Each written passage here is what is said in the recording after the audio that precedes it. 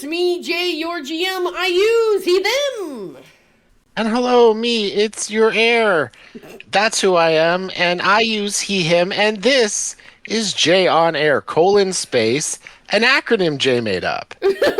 Rimnos. I didn't make it up. I blatantly stole it from Matt Colville. But this is sort of the second episode in a series about rules you might not otherwise see. So I thought Rimnos was very suiting. And also, since we're doing Draw Steel stuff, it makes sense that it's sort of a Matt Colville reference. It's rules you might not otherwise either see or understand or fully comprehend. And in this case, you actually, like a beautiful golden retriever, brought a big pile of rules to my door and said, "Hey, Jay, let's talk about this." So Yeah, lead the like a way. cat with a dead bird. I spat the corpse at your feet and said, "Hey, this No, is your I problem said now." a beautiful golden retriever. You cannot make my metaphor negative. Well, yeah, we've got a few sessions of Draw Steel under our belt now with our ongoing campaign, and we've run across a few rules where, like, we realized we're like, "Oh, I didn't realize it worked that way," or "Oh, that's more complicated than I thought it was," or "Hey, there's actually a rule that justifies the bullshit I was going to do anyway." So, I was feeling guilty because, as we had mentioned before, because Draw Steel isn't necessarily a build game in those so far as it's actually well balanced and there's not any super completely overpowered outlier abilities that just jump off the pages, use me or you're doing it wrong.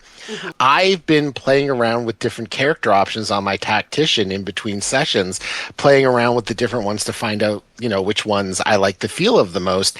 And I was like, oh, I feel like I'm changing my character. Is that breaking, canon or whatnot? And then I came upon a rule that says changing character options. And it says if you pick at a skill, ability, class, or any other option that you end up not liking after using it in the game, even your character's ancestry, you can always feel free to change that option between game sessions. If you want to change some aspect of your character during session, ask your director. If they say it's fine to swap that aspect out for something else, go for it. You shouldn't be stuck with any option that makes the game less fun for you, with an optional rule that allows you to do it as a respite activity. If your DM's like, well, maybe not now in the middle of combat, but during your downtime, maybe you can train up in something different. So depending on your director, they can kind of figure out how best to do that. But yeah, rules as written in Draw Steel, you are actually allowed to change up your character. You're not stuck with any particular, signature ability or heroic ability or even your ancestry. If you're not having fun with it, they say feel free to change it. And that makes sense. This is basically a rule that just says, it's not that serious, people. If you want to make a change to your character sheet, it's not that serious, people. Like, relax. It's not a big deal. Yeah, okay, great. So, changing character options is in the core rules. What's next? Well, so there was some stuff about bleeding, which I found interesting because bleeding, maybe outside of dazed, is the most complex. Actually, bleeding is the most complex condition in Draw Steel for sure. I think dazed might be as debilitating, if not more so. But bleeding is complicated because, and it also comes up a lot because when you hit zero stamina, you're dying and start bleeding. So you lose like stamina equal to 1d6 plus your level if you use a main action, a triggered action, or a power roll is resolved while you are bleeding. Uh, However, if, for example, you use a main action as a free triggered action, like my tactician can give people the ability to use a signature ability with their own ability called Strike Now. So that would normally be a main action for them. I turn it into a free triggered action for them. But if it was a main ability before, even though they're using it as a free triggered action, it's still procs bleeding and they take that 1d6 plus level of damage to their stamina. So I was like, oh, okay. So there's like, you can't kind of cheat it in any Yeah. way, but you do have to kind of be mindful of, even though the action economy for this thing has changed, whatever its normal action economy is, if it's one of the things that triggers bleeding, that's what counts. So I So thought this that is was kind of, this is, yeah. in my opinion, one of those rules that adds complexity in order to actually make it simpler. Which is basically saying you can't do shit when you're bleeding except for walk away slowly. Like that's it. That's all you can do. You stand perfectly still or you're gonna take damage. Like that's basically your options with bleeding. And so they add in this little catch-all turn. Like I'm sure this is a rule that came out of playtesting where somebody was like, "Oh, I'm gonna use this to get around bleeding, and then I can keep attacking or whatever." And they're like, "No, you cannot do anything while you're bleeding without taking damage." The way the bleeding condition works actually is that like you can hobble all the way back to town while bleeding and you won't die as long as you're not doing anything. You're fine. Like if you don't regain hit points but you don't take any actions besides just walking back home, you're okay. So again, a rule that is more complicated, but in my opinion makes the rule actually easier to ascertain. Because basically, if a player ever says, "Hey, can I do this while bleeding?" I'll just be like, "No." Is it walking? Is it standing there? No. Then Well, no. see, that's the thing, and that's interesting is that the things that trigger the bleeding damage are actually very specific. I thought it would be more in keeping with what you were saying, right? Like, unless you are, either recovering stamina so you're no longer bleeding, or getting the hell out of dodge, you're Mm. still bleeding. But it is a main action, a triggered action, any test or ability roll that uses might or agility, you lose stamina. So technically, if you had a maneuver that has a power roll to it that uses anything that isn't might or agility, like intuition or presence or something, that you could actually do and not trigger bleeding. So Right, like but those there, sorts of things are going to this, be role play abilities or stuff like that. They're not really going to be like anything that's a combat ability is going to be might or agility most of the time, like but that's 90% of the not time. necessarily the case. Our Scion has a bunch of maneuvers that allow them to push or pull, and as we know in Draw Steel, pushing people around is an effective combat strategy Hmm. that key off their mental abilities. So they could use that maneuver in combat without proccing this bleeding damage at all, which I found interesting. Hey, look, caster superiority. It's right there in the bleeding condition. Let's go on. Okay, so I feel like the hiding rules are rules probably everybody sees. So why are they here? So the hiding rules are here because I think a lot of us are going to be coming to Draw Steel. And I mean, Coville and the folks at MCDM have said that themselves, saying they're probably coming from 5e. And the 2014 5e rules for hiding weren't great. And then the 2024 rules for hiding for 5e were worse. So Hmm. um, what what I really wanted to call out here was how Drosteel has fixed hiding and made it work, and they've done it in a way that I think circumvents a lot of the problems you've seen in 5e. So in 5e, there's always been this kind of adjudication around what does hiding mean? Does it mean I got to a place of cover or obscurity or three-quarters cover or full cover or something without being seen? Or is it I got there and it's how well I've hidden myself?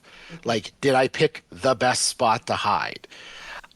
So you could do things like run completely out into the view of, the enemies in a combat, run behind a barrel, duck behind it, and if you at least in 2024, if you roll a DC 15 or better stealth check, you are now hidden. Even Mm. though the enemies all watched you run behind a barrel in the middle of a frantic battlefield, there's nothing else around, but you're now hidden.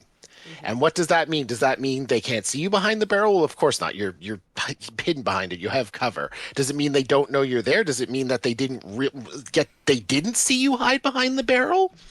That's always been like those sort of cases have always been what led to stealth and hiding in 5e be kind of problematic to adjudicate. So what MCDM has done, and if you read the hiding rules, you might miss it, but it says you have to get into a position of concealment or cover without being noticed, without being observed. So you can't just run and hide behind a barrel and roll a really good stealth check. And oh, it means even though you ran through an active battlefield, they didn't see you hide behind the one tree in the middle of this valley or whatever. So you can't just abuse hiding, but the upswing of it is hiding as a maneuver, and there in combat, there's no roll for it. So if you meet the conditions, you get to a position of cover or concealment, like darkness or whatnot, without having been observed. And there's certain abilities that let you do this. The shadow has a bunch of them, depending on their subclass. Then you get to just hide for free behind whatever cover and whatever dark corner you've managed to get yourself into. So I thought that was a really good way to create this kind of two-step process for doing hiding that helps cover off these corner cases that don't make any logical sense of you hiding behind something that's the only object around you for miles that everyone saw you go behind. Well, let's end on a fun one. Let's do climbing other creatures next. Oh yeah, the Dragon's Dogma rules. So, yeah, you can, in this game, attempt to climb creatures whose size is greater than yours. It's a power roll using might or agility. It would proc bleeding. And so on 11 or minus, you fall off the creature.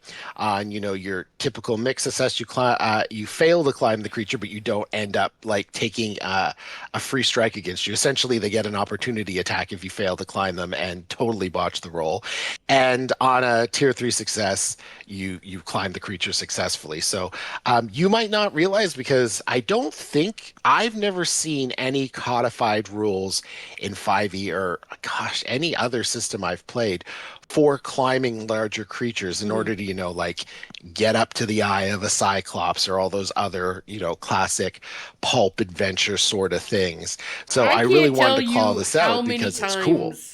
I've had Matt Will Jackson ask me if he can get on the dragon's back. It is his favorite thing to do in D&D. I don't understand it, but every single time there's a large creature, he's like, "I'm gonna get on that thing's back. I'm gonna ride that thing." And so, yeah, it was one of those rules where I was flipping through the book, and the first time I saw it, I was like, "Oh, this is a game written by people who play tabletop RPGs. Like, they get it." They really do get it. Yeah, I think this is one of those rules that's like both like totally unnecessary, but also very fun to have. If you have the word count, the page space to put it in, it's a great thing to have here. And I also like how hard they made it, because it's very much a like, you can certainly try kind of roll, because you only really get to climb the thing on a 17 plus. If you and then on your turn, you have to make another check, and only on a 17 plus you get to hold on. So you need 2 tier 3 results in a row to be climbing on something. Not gonna happen often. But when it does happen, it'll be cool as hell, but it's gonna fail most of the time. Let's hope you got that double edge for sure. Okay, so we're gonna he brought me a bunch more of these, so we're gonna do another episode on this. I appreciate you for tuning in, and I hope that you are looking forward to it, because there's a lot of other cool rules in here, and we're gonna talk about them all. We're gonna get to them all, bud. I promise you. Okay. I mean, we're just going to record it right now, right? And then I can get it out of my system, and then we've got content for weeks, and they're getting to see how the sausage is made. You gotta stop calling it content. Every time you do, I die inside. All right. That's why I do it. Thank you for joining us. Goodbye. Bye-bye.